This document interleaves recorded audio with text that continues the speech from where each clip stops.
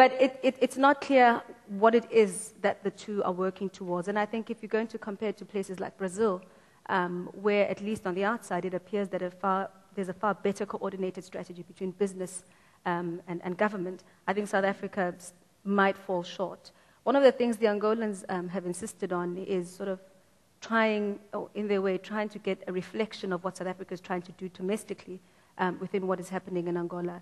So in other words, issues of BEE, for example, they'd like to see a far more diversified range of companies going to do business in Angola. And I believe people like the Maponya group, Richard Maponya, are beginning to do business in Angola and sort of giving a new face to South African business, which I think historically has been a problem given the fact that some of the people who've been doing business in Angola were linked with the apartheid meddling within Angola.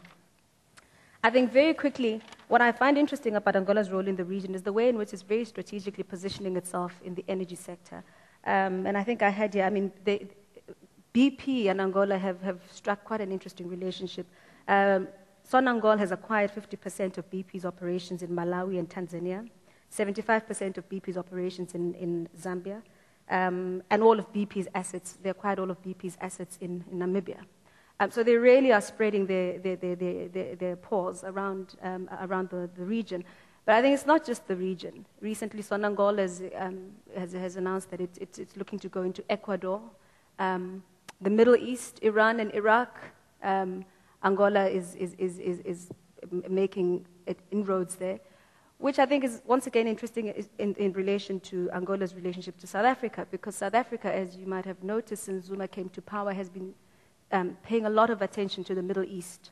At a very senior level, we've had people going back and forth in the Middle East. And of course, oil is central, but not just. I mean, I think the South Africans diversify the sectors that they're interested in. Of course, we know MTN doing very well in Iran and so on.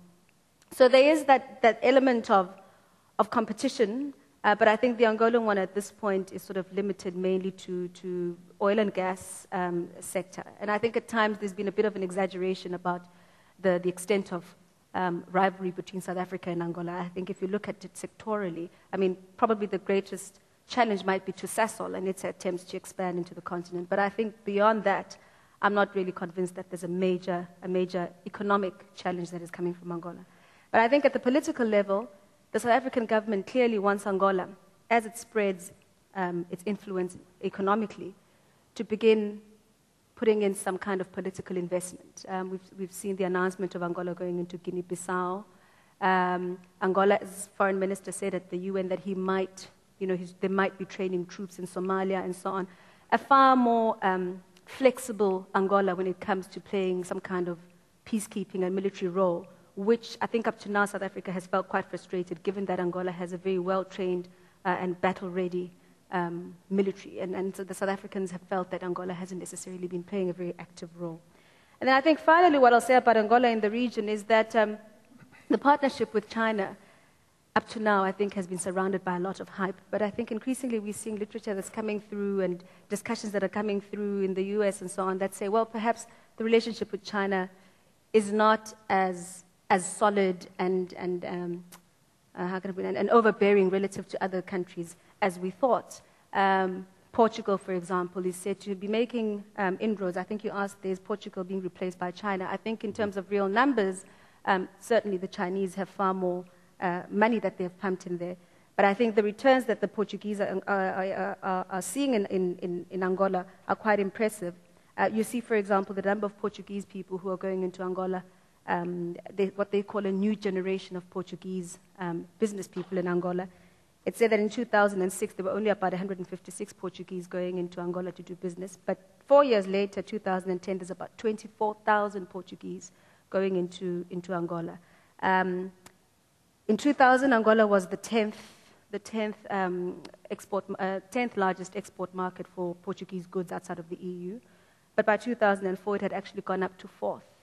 So for me, what's significant about that is just it reminds me of a workshop that we held in Angola where a senior government official was stressing that Angola doesn't have a single friend. I think this idea of pragmatism within Angola is that we're open for business.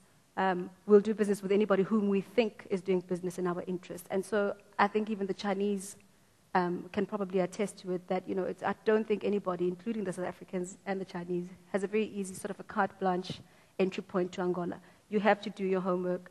You have to understand the ties and the difficulties and complexities that Roger was talking about, for example, in terms of, the veterans and so on.